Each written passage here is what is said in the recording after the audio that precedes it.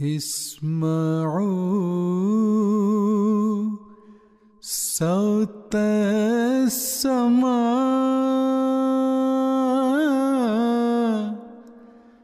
جاء المسيح جاء المسيح.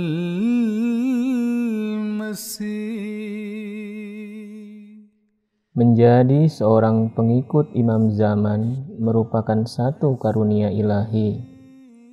Karena di atas jalan keimanan tersebut, Allah Ta'ala telah menyediakan satu bentuk penzahiran akan kudrat dan kuasanya. Akan tetapi, penzahiran tersebut menghendaki sebuah keadaan di mana keimanan kita diuji. Ujian atas keimanan tersebut seringkali merenggut hak-hak kita, merenggut kebebasan beribadah kita, merenggut harta benda kita, bahkan tak jarang merenggut jiwa dan raga kita. Di atas jalan-jalan terjal cobaan itu, darah dan air mata menetes, membanjiri sujud-sujud kita, sambil menyuarakan ketidakberdayaan kita yang kadang memecah hening dengan isak tangis yang tak sanggup tertahan. एक ज़मां के बाद अब आई है ये. Itulah segaris perasaan yang dulu dan hingga sekarang dialami oleh saudara-saudara Ahmadi kita di Lombok. Sudah 20 tahun lebih para Ahmadi di sana mengenyam luka yang masih menganga hingga kini. Mereka terusir dari tanah kelahirannya sendiri, meninggalkan harta benda serta tempat tinggal dengan hanya membawa baju di badan.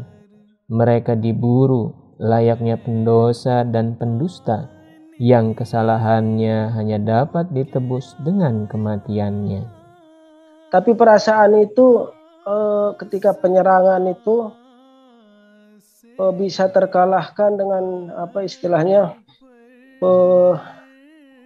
perasaan satu gejolak dalam diri kita sebagai jemaat.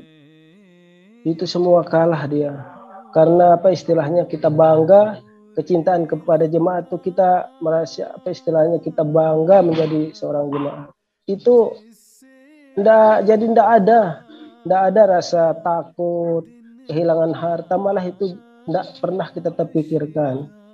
Tempat ini menjadi saksi bisu bahwa iman tak bisa dibungkam, bahkan ketika ia harus dibenturkan dengan kenestapaan hidup.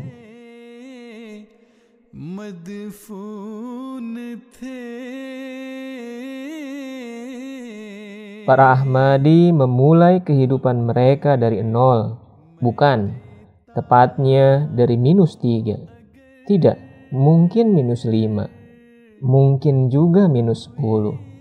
Mereka mungkin sudah tak peduli lagi soal di mana pijakan kaki mereka berada. Tentu, sebuah pertanyaan yang sangat manusiawi muncul. Kenapa tidak meninggalkan Lombok saja?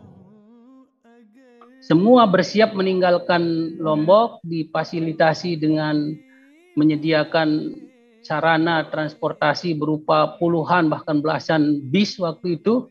Karena memang kalau kita tetap berada dalam keimanan Muslim Ahmadiyah, tidak ada yang bisa menjamin keamanan kita, dan itu lebih rela kita meninggalkan semua apapun yang kita punya, termasuk kerabat, keluarga, bahkan harta benda, rumah, tempat tinggal.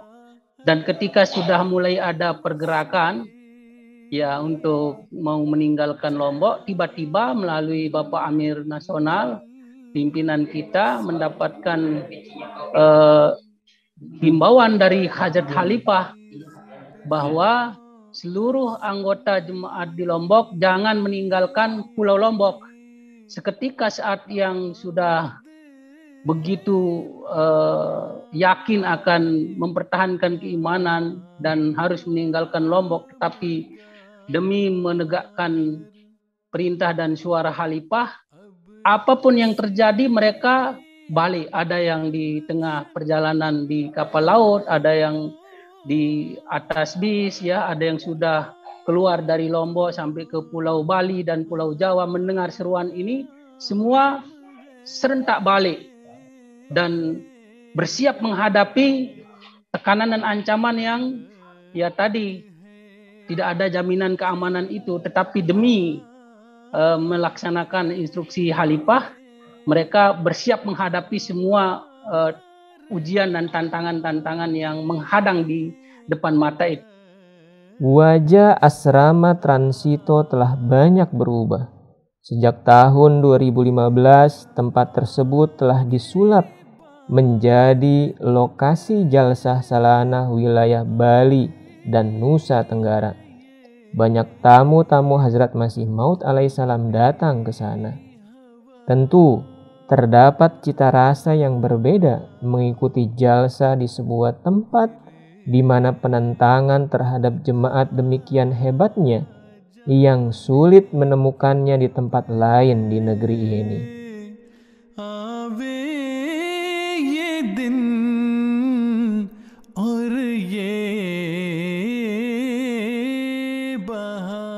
Para tamu tak hanya menikmati sajian santapan rohani dari ceramah-ceramah jalsa, tapi mereka juga melihat satu bentuk penzahiran bagaimana ketaatan telah meneguhkan langkah para Ahmadi di sana untuk menghadapi kezaliman musuh dengan sabar dan doa.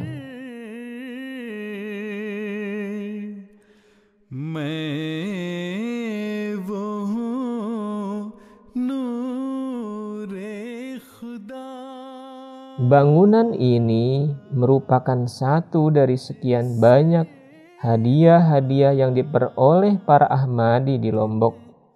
Letaknya persis di belakang pendopo Gubernur Nusa Tenggara Barat. Bangunan ini adalah simbol perjuangan dan pengorbanan warga jemaat di Lombok. Mereka membenamkan jantung kehidupannya di tiap sudut bangunan ini.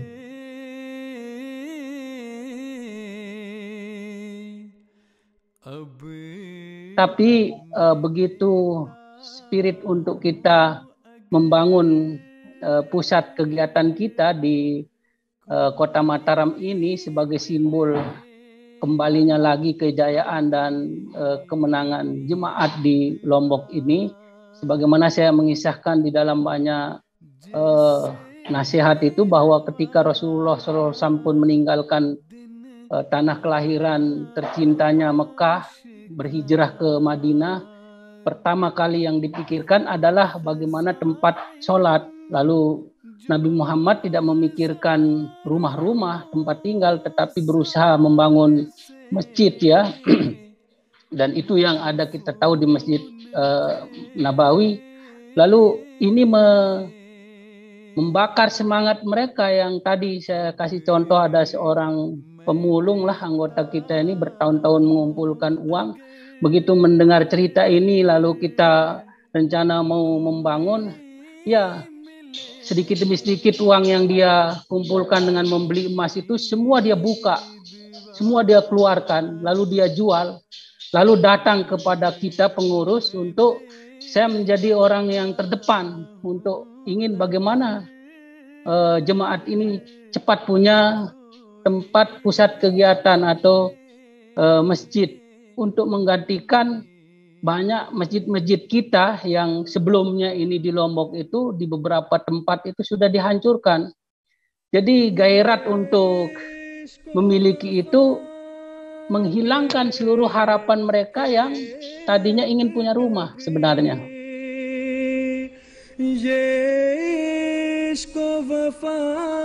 Jadi karena memang hal itu sesuai dengan perintah Allah Ta'ala dan Nabi Muhammad SAW, sehingga dengan adanya perintah Allah Ta'ala dan Nabi Muhammad SAW, maka jemaat kita di sini ini semuanya bersiap untuk melaksanakan untuk senantiasa berkorban. Dan benarlah satu bait dari syair yang ditulis Hazrat Muslih Maud radhiyallahu an yang berbunyi,